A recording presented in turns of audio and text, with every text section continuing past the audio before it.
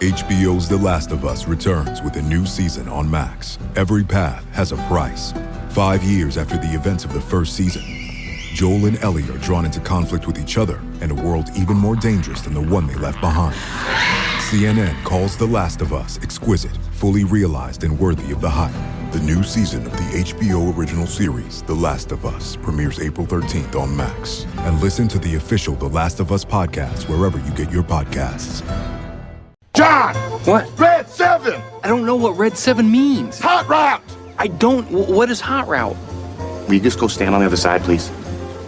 Down! Come on. Ready! Down! Set! Hut! Hut! Hut! Hut! Hit me! Booyah! That's what we call a sack lunch. Nom nom nom nom nom nom. It's time for the Soonerscoop.com postgame show presented by Eskridge Lexus in Oklahoma City. Eskridge Lexus is the official travel partner of Soonerscoop.com podcasts. Now, here's your road crew, Carrie, Eddie, and Bob, wrapping up all the action and reaction from this week's game. All right, welcome back. It is the Eskridge Lexus Postgame podcast, only this time we don't really have a game, a postgame to talk about as the Crimson Combine. It had its inaugural launch today, and I think the public has spoken and says we're not really all that interested in that. I think my dad's text summed it up best. I can't believe I spent $10 on that.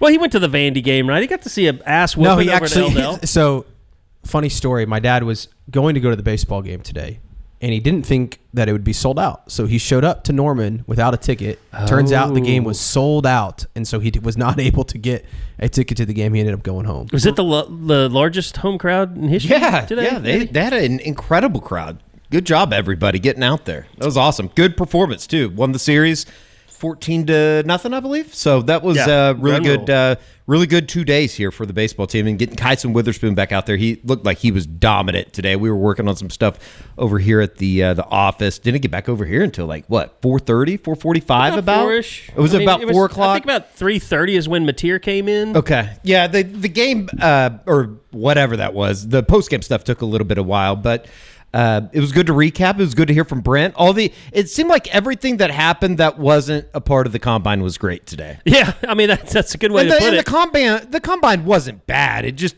I don't know if you could talk me into thinking that was 100%, like everybody was going as hard as they possibly could. No, not at all. No, I mean they did have some good. There was a small portion of the scrimmaging. I that was thought the good. end was good. Yeah. Like the 5 from about minutes the of 7-on-7 to the actual team stuff. Yeah, that was at least worthwhile. I wouldn't say that we learned a whole lot, but it was worthwhile. It gave us enough to put together sights and sounds that you can see on the Soonerscoop.com YouTube channel. So. You know what has proven to stand the test of time is a spring, whatever you want to call it, a new star is always born. And this year, I have to say that it was probably Jacob Snyder, right? Shout out Bixby, man. He was he was part of the really good Bixby program that went on and really kind of elevated themselves into 6A.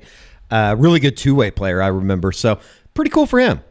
Yeah, he had a really good day. A lot of people around me were like, "Is that Jacob Jordan?" I was like, "Nope, that's not Jacob Jordan." That was my first thought was, oh, did Jacob Jordan change his number? And then I was like, oh no, 80, Jacob Snyder.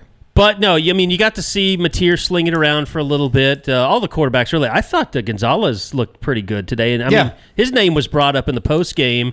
I can't remember if it was by Brent or Arbuckle first, but I mean, I think the guys I was standing around there like that kid.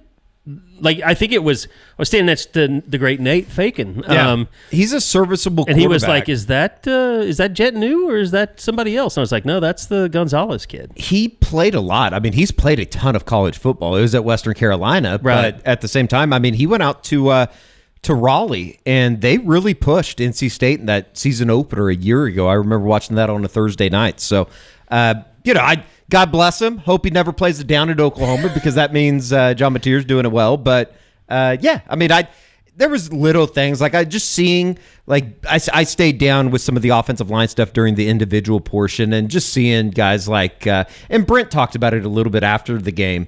just seeing guys like Ryan Foje or Michael Fasusi or even Eddie Pierre-Louis or whomever that you want to throw out there from the offensive line. Derek Simmons. They just look bigger. They look better. So we'll see. Well, and that's without, Heath Ozida was doing some warm-up stuff, but he obviously had the labrum surgery, can't go. You also, who else are you missing? Logan Howland wasn't out there. He was out there, but he wasn't participating during the spring. And Afalava was on crutches. Afalava's on crutches after the knee, scope. I was going to say surgery, but scope. And then Isaiah Autry-Dent, who obviously made waves a year ago, getting elevated from the practice squad to the quote-unquote varsity squad. I think you guys had a much better experience with the Crimson Combine than I did. It was a lot better to be on the field. Yeah. Yes. Well, 100%. we got to talk to people. Like, it was productive like Brent came up to me right before it all started. We had a nice little 10-minute conversation. That's the first time I've had something like that with him since he's been the coach here. Did you ask if he was going to come by the Scoop office and do an exclusive show with Eddie and I? We had a discussion about his media availability during the spring, which, you know me. We're only talking tariffs when he comes, though. That was his request. There are people out there all across the country pushing boundaries to grow the game of golf. Like champion speed golfer Lauren Cupp, who plays faster than anyone else. And Will Lowry, whose work in the golf community inspires more kids to get into the game. As a champion partner of the Masters, Bank of America supports everyone determined to find out what's possible in golf and in life. What would you like the power to do? Bank of America. Bank of America N.A. member FDIC, copyright 2025, Bank of America Corporation, all rights reserved. Ed Eskridge will have something to say about tariffs coming up in a little bit. But no, I mean, I think with Brent, I told him, like, I've literally almost gotten fired over complaining about media access before. Like, this is just, I want you to understand, like, this is my job. But look, he let us 5 practice viewings, and he brought that up. I mean, it was like, I told him the reason I'm not mad at you or criticizing you is because you gave us a lot of opportunities to go out and see this team. And to be honest, guys, a lot of days, you can't guarantee that an interview session is always going to be really productive, even if it's 4 or 5 guys. But going out there and seeing a practice in person and seeing guys move around, and to me, that's always productive. Yeah, I mean, just being able to, like, not rely on sources that were there to see it, I think is like having firsthand accounts of, Giovanni Gibson went up and caught a ball, or, Carson Kent went up and he looks good catching a football in a competitive, arena, I guess you could say, or whatever. It helps. It's definitely good. And from a video side, it's awesome being able to use it and have it in shows and all that kind of stuff. So, I mean, it helps us, get a feel for this team a little bit. And I think, that's why the Giovanni Gibson thing was so hard. And you could tell, you asked John, or somebody asked John Mateer about it today, and you could tell just kind of how hard he took it, knowing that was one of his best players. But, I mean, overall, just injury-wise, it does sound like, other than Giovanni Gibson, they do come out of this thing either healing up or feeling pretty good about where they are. Yeah, they didn't really have any guys with major injuries. You had Eli Bone at the beginning of spring, but that wasn't a major injury. I mean, he just turned his ankle. Sure. And then Giovanni breaks his leg, which, again, sounds like a total freak deal. And Brent backed up what you initially reported, which is that he got rolled up on from behind. Yep, and then he had surgery on Thursday. Brent said today that they expect him to be back by the start of the season. We'll see. I'm not a doctor, but George, we were out here counting months on our hands. Like, okay, if he's out today, that means April, May, June, July. It's right at about 5 to 6 see. months. 5 to 6 months would put him about August, September, and Brent said it's very similar to Kendall Dolby's injury, and not as severe. Not as severe. So, and Dolby was out exactly 7 months, and Brent said in his comment that Dolby could have been out there a month earlier than he was. So I don't know. We'll see. Everybody heals differently. But it does seem like we'll at least at some point see Giovanni Gibson, which is good news. I still think OU wants to add probably 2 receivers in the transfer portal. Yeah. And in reference to everything today that went on, like being down on the field, it was a kind of a heavy day just from the Nico Iamaleava stuff. And I mean, that was on everybody's mind because it's, by the time the combine kicked off, it had come out that he was actually going to enter the transfer portal, and everybody could see, wow, this really did blow up in everybody's faces. And you saw Jim Nagy was here today. He had an interview on the field with Teddy and Gabe and Toby, which I don't know if I know you said the broadcast got kind of wonky, so I don't know if that made it on the broadcast, but it is. People have been kind of critical about how long it's taken OU to get this deal in place with NIL, and some of those criticisms are found. I mean, I'm not trying to say, oh, you guys are all wrong. What I'm saying is taking this route and having a front office with someone like a Jim Nagy helps OU prevent things. Anything can happen, but you would have to think it gives them a foot up in helping to prevent these types of things from ever happening at OU, especially with a marquee quarterback. Yeah, and I thought it was interesting because I think it was Gabe that asked Jim basically about what was going on at Tennessee, and he said this cannot happen at Oklahoma. And he's talked to the staff and folks about what's going on at Tennessee and saying we cannot do this. And I thought it was interesting when he talked about there's red flags with certain players and whether that's them their as families. A person or their families. It goes their back handlers. to what Brent was talking about, I think, from day one when he was talking about you recruit your own problems. And even Nate Dreiling said it today. He was like, they have 5-star players, but not 5-star problems. Yeah, I thought that was interesting. He was talking about the linebacker room just as a whole. And then I started racking my brain thinking, okay, when was he at Oregon? Because I think that's what he was referencing, wasn't it? Yeah, I think so. I don't know, but I don't. It's all interesting, and that's great, whatever. But bottom line is they have a lot to prove next season still, and these next couple weeks I think are huge for the program. But it does feel like the direction of this thing is good. I certainly think, offensively. How many times is he going to bring up the analytics stat with OU, Notre Dame, and Ohio State? Oh my gosh! Because he said it again. Brent Venables said it again today. I imagine that's a talking point. But I do think you get down to the bottom of it. It is true. Defensively, they were pretty good last year. Special teams were good. If OU was top 50 in offense last year, how many more games do they win? Probably I think 2. 2 for sure. I mean, you're winning the Missouri game, obviously. 2 or 3. I think that you probably can push Tennessee. Maybe you're able to steal one of those games that they ended up losing, whether it be Ole Miss, South Carolina, or the South Carolina game was just so rails off by literally 15 minutes into the game because of the turnovers that you just never know how that game could have gone. It's like they didn't even play Carolina a year ago. Yeah, I mean and the funny thing is you add 2 games into that, then you've beaten Alabama. I mean, you're probably not really in the discussion, but you're not far off from where Ole Miss was in being in the playoffs. I mean, 8-5 is worldly different from a narrative perspective than what we're sitting at right now. And I hate to keep rehashing the past, but it does trying to think back of where this team was a year ago at this time before the suck came of what was 2024 season. There were red flags, and it feels like the confidence, the direction of the offense, the just overall feeling of it is in such a better place. You said it, Carrie, to me. Brent was almost a little bit giddy talking about the offense today and how far they've come and their potential.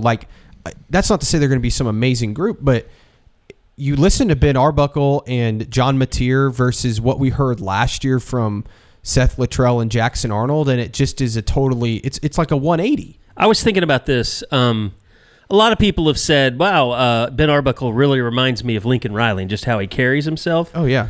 I think this is what people are confusing for him and Lincoln Riley. I think Lincoln Riley had a very good relationship with all of his quarterbacks. Very good, very close. They were on the same page. I think what you're seeing is John Mateer and Ben Arbuckle kind of have that Lincoln Baker relationship. Ryan Reynolds here from Mint Mobile. I don't know if you knew this, but anyone can get the same premium wireless for $15 a month plan that I've been enjoying. It's not just for celebrities. So do like I did and have one of your assistants switch you to Mint Mobile today. I'm told it's super easy to do at mintmobile.com/switch. Upfront payment of $45 for 3-month plan, equivalent to $15 per month required. Intro rate first 3 months only, then full price plan options available. Taxes and fees extra. See full terms at mintmobile.com. 100%.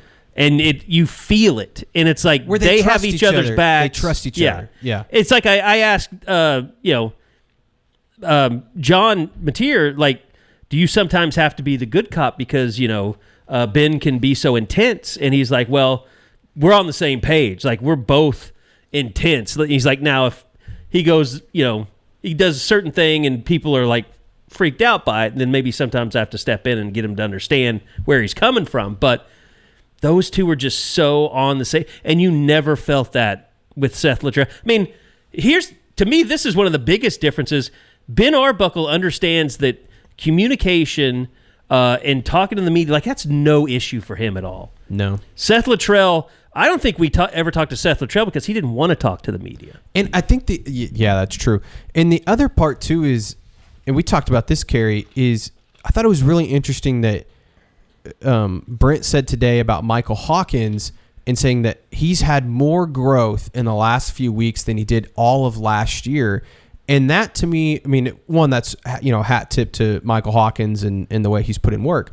But to have an actual quarterbacks coach in John, how do you say his last name, Carrie? I have to see Kuzowski. No. I don't see it. I have to. I'll find it here. Quarterbacks, they call him Coach Kuz. His presence, I think, is being felt, and then also Ben Arbuckle in that room. Whereas they didn't have a quarterbacks coach. And it's to me, I feel stupid looking back on it. It's like, what the hell were they doing last year? My God, it was such a disaster and so I mean, how many times was that asked on the board?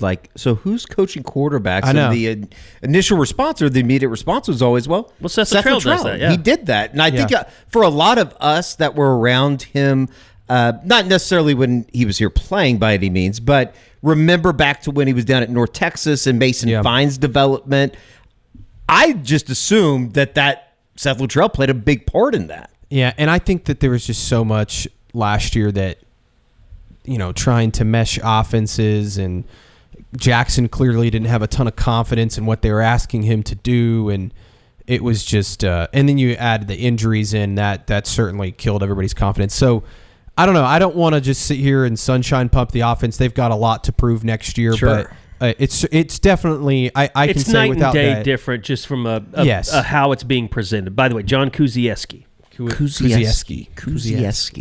You got to say it out loud because that's how you remember. Well, and take the thing that from me. I know how to. Ben Arbuckle was in here and he told us how to pronounce it, but you got to go back and watch that video. But no, I mean, look, you're right. It would be irresponsible for us to say, okay, the offense is going to be so much better this year. You're not going to believe, it's not going to be a problem. No, we don't know all that, but we've seen enough to know that it's going to be better. It can't be worse. We're also, yes, exactly. We're also talking about, are they going to be better than one of the worst offenses Oklahoma's put out on a field in the modern era of the program? Yes, I think that they will. And I just think that the way that they talk about the offensive line compared to last year, where that was, it was a concern to the point that I remember we had to ask Brent every time we spoke to him, how's the offensive line doing? And it wasn't always positive reviews. And a lot of the questions were how did the offensive line get this bad? Yeah. And can it be fixed? And Brent said today, he's like, this is the best the offensive line has been in his time, in terms of the talent that they have. And I think that's true. I think the talent from top to bottom is unquestionably the best they've had. Now, they need to have some guys have some experience. Michael Fasusi, he needs to get out on the field and play. Derek Simmons needs to play at this level, see what it's like. Eddie Pierre-Louis didn't play a whole lot a year ago, but is Logan Hallen going to be healthy enough to be strong enough to? But they have so many more pieces at least this year, where it was you lose Michael Tarquin, and you're f***ed. Yeah, they don't have that this year. At least we don't think. We'll see. Yeah, not at this point in time. Gotta. After last year, you got to... Yeah, you never know. Everything's got a caveat to it. This is our one and only spring post-game show brought to you by Eskridge Lexus. I did get something from Ed. He said, hey, you might want to tell people this so it shows you what a scooper Ed is. He says, they've got a bunch of new Lexus inventory arriving daily, and so far... there are no tariffs on any cars on the ground incoming vehicles, Eddie. Just hold on a minute. Not sure for how much longer that will be the case, but we never charge over sticker or add any documentation fees, even on these sweet new GXs. So it is a great time to buy a new Lexus. Lexus has also never had a George Stoia feature article written about them, so we should be good to go. Damn.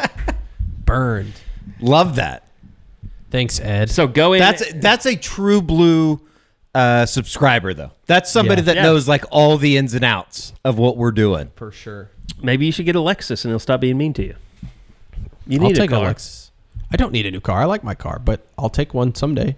That might have got you on the OU football team a couple years ago, just taking a car. Anyway, I will say this. We did a practice report. It's going to be up on the YouTube page probably before this even posts. But one thing we kind of left out is going into the weeds of the defense. And Brent spoke a lot about that today because, when he was getting interviewed in the stadium, he was talking about, how good he felt about all three levels of the defense. And I was like, well, we gotta really dig into that because, before the season started, you wondered, did you have enough rush edges? Did you have enough depth at linebacker? Do you have another safety? Do you have another corner? Like, Kendall Dolby was still hurt. Would he ever come back and be the same type of player? So I think, just the fact that he started going into that, and we've talked a lot about Taylor Wine, but to me, the one guy that really stood out that the coaching staff is just like, and even the players are just like, okay, this guy can really change things for us, is probably Kendall Daniels. He is, when you talk about the ideal cheetah in Brent Venables' defense, it is a Kendall Daniels type of player. And I know that he didn't have a great year last year for OSU, and there's a lot of reasons for that, but we know the athletic ability that he has, and how quickly can he pick it up? Like, is he able to? Because that's such a difficult position to learn. And you've been around a lot of NFL football players. Yeah. We've been around a lot of All-American types. I mean, like Kendall Daniels, it doesn't matter what type of level of football you've seen. When you see him in person, you're just wow, that's a dude. It's an NFL. Like, they talk all the time about NFL bodies, right? He is an NFL body. Like, he is the type of guy that, if he goes out and has a great year for Oklahoma this year, like, he's going to get drafted on day 2. Like, that's how good he is. He's going to test extremely well. He's obviously huge, 6'5", 240. Do you know how much, what Isaiah Simmons' measurables were at Clemson? A little bit smaller for sure. 6'4", 238. Oh, really? Yes. God damn! I did not realize that Isaiah Simmons was 6'4". And he's 6'5". He's 6'5", 240. Kendall Daniels. I did not realize that Isaiah Simmons was that big. And they did bring in Wes Goodwin to talk to us. It's the first time we talked to him after the game, and it's kind of his job to kind of wrangle Kendall Daniels in the cheetah position. Yeah. So I mean, they asked about Isaiah Simmons and the comparisons. He wasn't afraid to shy away from the comparisons. No, because the thing about him is he can cover. And his background playing safety, like, he's comfortable covering guys in space. Now, he's probably not going to be covering like a Deion Burks in the slot, but that's when you bring in a Kendall Dolby or a Reggie Powers. But he could certainly cover tight ends, and it's just, for me, it's how quickly can he pick it up, understand what he's being asked to do, because there's a lot to do in that defensive scheme. But I think you're going to see a lot of Kendall Daniels this year. Is it crazy to think that maybe the linebacker position is the biggest playmaker position on the team, if you include Daniels, cheetah, linebacker? Yeah, I would say so. I mean, you've already got Kip Lewis, that's Mr. Pick 6. When they move them all around and they can do all those things, and I think they feel really good about the linebacking group. And Nate Dreiling, kind of raved about them, and Kobe and Kip, I think, have played so much the last couple years that, there's no question. The one guy that my dad was down on the sidelines for most of the practice today, and he said the one guy that really stood out to him was Samuel Masigo. Yeah, he said that's a dude down there. He looks the part. I mean, I he like reminds 7'2". Yeah. I like the number. He looks like Corey Nelson later in his tenure at Oklahoma. Corey was a little bit thicker, wasn't he? I think so, maybe a little bit, but they're very similar. I don't know what his weight was as a senior, but like that Notre Dame Corey Nelson was just a beast. Might be because he was also 7, wasn't he? He was 7. Yeah, Corey Nelson was. It's kind of crazy.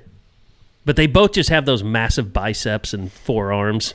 Big dudes. Yeah. I did think that what Brent was talking about afterwards about just being good up the middle, I thought that was kind of interesting. Was that a little bit of a, I don't know, was it a little bit of a call out to some of those interior defensive linemen? Yeah, and I think that... is that a... Without saying it, he was saying, we need David Stone to take that turn this summer. That, and I think it's also, they were missing, I think, arguably their best guy, Jaden Jackson. And Jaden Jackson. I mean, Jaden Jackson was their best defensive tackle a year ago. Like, he was out there today, dressed out, Yeah, so I think that, that's part of it. And he did say, I think he said that David Stone has had maybe the most growth of any individual player, on the defense. So I think he's going to play a lot more. And that's not to say they don't feel good about Dominic Williams and Grayson Holton. I just think that some of those other guys have some really high upside. Can I just say, over the course of the last week, I've become completely comfortable who Taylor Wine is and Taylor Heim. Nice. Good job. Who's next? Who do I don't feel like I'm, lacking in anything else. I think here's I don't think this is a bold take, but maybe it is. Taylor Wine's going to start at defensive end to start the season. I think he's going to be a starter. You've been on that trend for a while now. Yeah. Last couple of weeks. Is that because he's been so good, or where's Marvin Jones Jr. at right now? He's been a little banged up. Okay. He's been a little banged up, and I think that they kind of know what they got in him, and they don't want to force it. I don't think he was doing a whole lot today. It didn't seem like it. No. But the reason I think Taylor Wine's going to start, he's just a bigger dude, and if you put him on one side and then you have R. Mason Thomas, who's a little bit lighter, I think that Oklahoma, kind of like last year, you had R. Mason on one side and Ethan Downs on the other. I think we all kind of expected it, but it was good to hear and kind of get reinforced that, like, Brent did call out, didn't call him out, but he mentioned R. Mason Thomas and just flat out playing the best football he's played at OU. Yeah, that's awesome.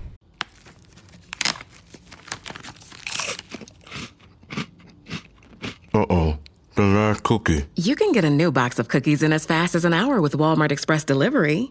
Are you my guilty self-conscience? No, I'm the voice offering you promo code EXPRESS for free delivery on your first order. Hey, who ate my cookies? You mean these cookies? Order now. Welcome to your Walmart. Promotion valid for first express delivery order. $50 minimum subject to availability. Restrictions apply. And, he was complimentary of a lot of guys on the edge, but I also think that Taylor Wine could be a guy that they kind of used to push PJ a little bit. Yeah. And I think Taylor, I think definitely push PJ. I think Taylor is going to be a good player for Oklahoma next year. The one that, if it clicks, could just be a breakout guy, I think, is Okoye. Danny Okoye. Yeah. Like, I think you just see little flashes here and there, and I can imagine there's few people on the roster that have as much twitch as he does, that at some point it's going to click for him, and they're going to let him loose, and he's just going to be a monster. I thought it was interesting when they went to team. Obviously Gentry Williams isn't out there. Eli Bowen's not out there. But it was Jacoby Johnson on one side and Davon Jordan was on the other side. We talked about him a couple weeks ago, I think, on the Unofficial 40 as a guy that he kind of just gets forgotten about when we talk about the quarterback position. I've heard he's had a great spring. And he's the fastest player on the team. Sure. Yeah. I mean, it's... I think there's so many things we're going to learn about the secondary. I think there's going to be a lot of trial and error. I think there's going to be some guys working through. I think they're going to add some guys some in the busts portal and things like that. Yeah, and add some guys in the portal. But like we talked about on the practice report, the portal's going to be opening up. Tuesday? Wednesday. So that doesn't mean that OU's going to end up signing everyone on Wednesday. It just means more names are going to jump in there. Right. And we know that OU is very active. We know. I mean, I think even Brent said it. Like, Jim and those guys have been exploring and talking to people. I mean, they've even had. I reported it too. They've been talking to a few wide receivers. Obviously, they had the Stanford offensive lineman come in, which he has now since visited OU, UCLA, Syracuse today, and North Carolina yesterday. So, and he's supposed to make his announcement April 15th. Yeah, Tuesday. Wow. So, I mean, look, it's never been a better time to be a part of Sooner Scoop. I mean, with the portal coming open. I mean, if you don't remember last year, I mean, it's just a madhouse. I mean, the Dominic Williams stuff, I mean. We were up here for. That was insane. Literally like 12 hours one day. So, I mean, it's going to be crazy just, seeing exactly what happens, and you want to be a part of it. So go join Sooner Scoop so you can have all access to everything that we're putting out there, because we do a lot more than just podcasts and YouTube. The really, deep dive stuff is right on the website. But offensively, I didn't have a lot of takeaways outside of the Mateer Arbuckle thing. I mean, I was watching, hoping that I'd see something from a Zion Kearney or Elijah Thomas. I'm still kind of waiting for something. See really him and spark. Elijah Thomas and Jacoby Johnson get into it. No. I missed that. Oh, they were like throwing punches almost. Really? Yeah, they were like pushing and shoving. Like during the team portion? Yeah, of it was the like the 7-on-7? first. It was like the first play, and they had to like separate them. That's awesome. Yeah, it was pretty sweet. That might have been. I love that from the a time true that I almost got freshman. run over by Danny Okoye today. I love that from a true freshman, though. I do think that one guy that we've kind of not talked a lot about that I keep seeing good things from is the Cal transfer, Josiah Martin. Martin, yeah. I mean, I saw some good things from him today. He caught a nice ball. I was over there with the receivers the other day, and I think what it is you think Jaquez Petaway when you see number 17 out there, and you're like, oh, that guy probably can't play. But he can. I mean, and he's thin. He's got to put on some weight. Yeah, he's got to put on some weight. But athletically, I think he could, and let's face it, Mateer is going to now spend time with some of these other guys besides Giovanni Gibson. And maybe that's a Zion Kearney. Maybe that's a Josiah Martin. I'm sure, there's going to be portal guys coming in. We know that. But, the time that he spent with Giovanni is going to be now with somebody else. I mean, he and they had that thing where he went and worked out with Deion Burks and Giovanni Gibson. Which it was nice to see Deion Burks catch a pass down the field today. Yeah, just to be out there and catch Old a ball, times. that was great. In the More spring, of that. yeah. And I don't know, maybe it was just because, but I thought it was like almost more meaningful that it was John Mateer that made the pass. Yeah. It's like, okay, that's what that's going to look like. That's the hookup that we came to see. I did think that Deion, just in the individual drills, we got a little bit of video that I put in the Sights and Sounds. He's just moving very, very well. That's great. Which, I don't think that we ever really saw that a year ago. Obviously, didn't see him during like practice and stuff like that. But, yeah. It was good. Now, one thing I know that we can't sell anybody on is the tight end room, and they were, got a lot of compliments today. If you were out there, you did see Jaron Kanik make a great catch in the end zone. Went up and got it. When did that happen? Carson Kent. No, not during spring. This was earlier, like when they were doing drills and stuff. Oh, just the individual Yeah, stuff? the individual stuff. I told George. I don't know if it's he the can- cover of the Sights and Sounds. It's the thumbnail on Sights and Sounds. I don't know if he can do it. I don't know if he can block. I think Carson Kent can catch some footballs. Yeah. I don't know what that's going to look like. I think He looks good, but he looks good like, a backup, walk on. Like, I mean, Sure. But Will Huggins to me still looks like the premier Physically, guy. he at looks that position. incredible. Yeah, he's going to play just because he's so big, but It would make me feel a lot better if they got one more guy in. that's what I'm going to say. Look, here's the thing with the tight end room. They've got just a bunch of just guys. They're just Jags. Yeah, you got a bunch of Jags in there, and that's okay. You need some Jags every once in a while. They don't have a dynamic difference maker right now in that room. And I'll say this, like I was watching Caden Helms today. Dude, he works his ass off at practice. He's healthy. He's out there working hard, but I don't know if he's a difference maker. I mean, yeah. And I think that like he is, because of the injury situation, he's one of those guys that you just gotta see it to believe it. Yeah, you Like, can't count on You can't count on it. Same with McIntyre. And the other thing we did see kind of a lot of running stuff today. I thought, Xavier Robinson's their best looked running great, back. Yeah. He's their best running back. I will say this, Taylor Tatum to me just seems maybe bigger than he needs to be. Like he's not cut. It's like he's I still don't know. got some baby weight. I wasn't Just close the fat enough guy. to tell. So I don't know. I mean, I would think that's still a position I think they need to add, in my opinion. But I'm not giving up on Taylor Tatum. No. At all. The best looking running back is the same guy that it has been for the last 3 years, and it's Javonte Barnes, but he's just never healthy. And I don't know if he's a difference maker. Running back, he's the best looking running back in a uniform. Yeah, he just looks awesome. But I don't know. I've tried to use this. I think I used this with Gabe Eichert about the look like Tarzan, play like Jane. Like younger people don't understand that reference. I do. You do? Well, you're well read. I love that movie Tarzan. Like the one with like the animated or the one The with, animated. Okay. Dude, I cry every time. Not the one with the Skarsgård and You'll be in my heart. that's a great song. Yeah, Phil Collins, dude. He's so old now and dying and can't even play the drums. Can't relate. Well, I can't either. Anyway, look, today it was great, and I told I told OU administrators this. They're like, "What did you think?" And I said, "I think if you have a kid, this is a great event." Yep. But and then this is what I said. I said, if you're on the message boards at all, this isn't for you. No. Like if you're a hardcore fan, you want to see. And it's like, Alabama had a practice instead of a, what do they call theirs? The A-Day or whatever. A-Day, yeah. And their attendance it used fell to be off when massive. all the Gumps would run out there and get their autographs and stuff. Remember that? I don't know. I think that like big picture wise for college football, when you look at the attendance in Norman or you look at the attendance in Tuscaloosa and things like that, it's like it is a critical mass right now because I think that people are super, super turned off to everything else that's going on out there. And no better example than what happened in Knoxville today. So I don't know. Hopefully the powers that be will, kind of pay attention here to what has happened and they will have some type of action, I would hope. I think George and I are on the same page here. I think the format of everything is going to change so much for off seasons to come.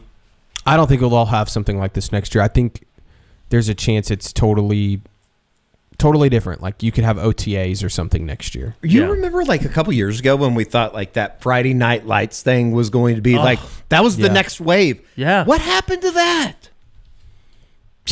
If they're going to do this, that would be fun to do it on a Friday night. Do it on a Friday night. And I understand that it's hard for some people to not get down here, but I just think like atmosphere-wise, it doesn't get any better than that. And that's what, at the end of the day, that's what a spring game should be, is people coming back into town, and it's almost a little bit of a reunion of sorts during the middle of the spring, and you can have a football vibe to it. And here, can I offer one more suggestion? Only if it's good. Get rid of the fan games in between the stuff. Like just practice and don't stop practice to go catch punts or do the closest to the flagpole or whatever. Like that shit was stupid. Yeah. Just let us make all the decisions. Yes. And do a full practice. Don't do a half-ass practice. Give us a full practice. I mean, essentially they wasted a day today. They had a day to practice. Well, they have to, yeah. I mean, and maybe the answer is, you've got to increase roster limits if you want to have enough people to play in this thing. Yeah. And maybe just increase it for the spring. Say, go to 115, or something like that. And throughout the spring, you can have tryouts and taking walk-ons. You don't even have to play a game. Like, just give us those team portions and just go hard. Like, make me believe that you guys care about it. Or do like when they do one-on-ones, instead of doing 7-on-7 or the half line thing, which, maybe the football junkies love that. I'd rather watch one-on-ones of, okay, Elijah Thomas going against Jacoby Johnson, one-on-one jump ball. Oh, yeah. Just throw up some, 10 minutes of every player going through the line and going one-on-one against a corner. Like that would be more interesting. Having DBs call out wide receivers. Yeah, make competitive, plays. I think that'd be a lot more interesting. And even one-on-ones, have like a one-on-one dunk tank thing, like a offensive lineman, a defensive lineman. If you don't block, like Bill Bedenbaugh gets dunked if you hit the button. I don't think Bill Bedenbaugh signed up for that. We might have to talk Bill into that, but yeah. Maybe it'd have to be Kevin Wilson. You know what they could also do? Just get Turnpike Troubadours and come play at Owen Field and then just cancel spring practice. They're still having something in Stillwater. Look, Stillwater. No, I know. I'm just saying. Stillwater in Norman, like Norman produced Mike Hosty, which I got nothing against Mike Hosty, but the tumbleweed and stuff. I mean, Stillwater was made for this. What they're doing. Yeah. I mean, it looked like a pretty cool scene up there. That is an entire industry that was built out of Stillwater. Like, OU doesn't have anything to compete. I mean, they could have like Kings of Leon, but they'd have to play with somebody like Zach Bryan or somebody who's an OSU guy, and a scumbag. Team Bree. Yeah, I actually think Bree might be the scumbag. Oh, really? That's the rumor. I haven't stayed up to date. Yeah. Damn, really? I think they're both they're scumbags. all crazy. What? Yeah. She a slut? Oh my god. I can say this, like, I know we've talked about transfer portals and stuff like that, and I know that we haven't really addressed this, but the Trajan Bridges stuff that's floating around out there, we've talked to a lot of people today. Not happening. It's not happening. Like, it's just, I think people close to the bridges are understanding how difficult that would be, and no one has approached the administration about whether or not they could bring him back. So I think it was one of those things where people were kind of brainstorming, and that name was thrown out there. But I'm all in on the idea of giving Keon Brown another chance. I think there's a chance that happens. OU's definitely, I mean, they've been in contact the last few days, and it sounds like Keon's going to maybe come up to Norman and make a visit, which, I mean, he knows Norman very well as a former signee, but I think there's a chance that they bring Keon Brown back. I think it's going to get really interesting with the receiver stuff in the portal, because I think there's going to be more guys like the kid from UCO. I know there's some smoke there, and OU reached out to him, but it seems like that's probably not going anywhere. I think he's going to end up at OSU, but I think OU's kind of looking at, okay, who's going to jump in here and can maybe go after one of the bigger names that ends up getting in the portal. And I think they're motivated enough to overpay right now because of what happened last year. So I think so too. That's all stuff that we're going to keep track of as we go along. But just overall, a good day just after the whatever you thought of the Crimson Combine. Good day to hear from Brent Venables, to hear from Ben Arbuckle. All to hear the stuff from John afterwards Mateer. was excellent. Yeah. And throughout this week, we'll be doing more practice reports based off on some of that stuff. There's a lot of stuff we didn't get to in tonight's practice report that will be coming. So stay tuned to the YouTube channel for that. But as we said, most of all, the best time of the year. Like, signing day is nothing anymore. Like, February died with early signing day and then NIL in the portal. So now is the time that's replaced signing day. So, and I think it's even bigger and more exciting for people, because you're talking about players that people have seen played at other colleges, other conferences, and you have a sense of what you're getting. And just like with Dominic Williams, when that happened. So go sign up $1 to get to join. If you haven't ever been a member, go check it out. You've probably seen the Around the Corner and our great community there. It's a crazy community. So there you go. That's going to do it for the Eskridge Lexus Postgame podcast. We'll be back again, next season. And I don't know, maybe we should all do the postgame pod from Philadelphia when that time comes. I know you guys were talking about... You coming to Philly? I might. Probably not. I'm following Trajan Bridges, and he just started a live video. Maybe he's committing to Oklahoma. I still follow him on Instagram. I don't know. All right, that's going to do it. We'll be back again next September with the Eskridge Lexus Postgame podcast, taking on Illinois State. So thanks for listening. Hope you enjoyed it. And is that the headquarters of State Farm? Yeah, it is, actually. Okay. And Firestone. Firestone, yeah. Okay. Yeah. All right, that's going to do it. Where my dad lived. It's where he graduated from high school. See you next time. Later.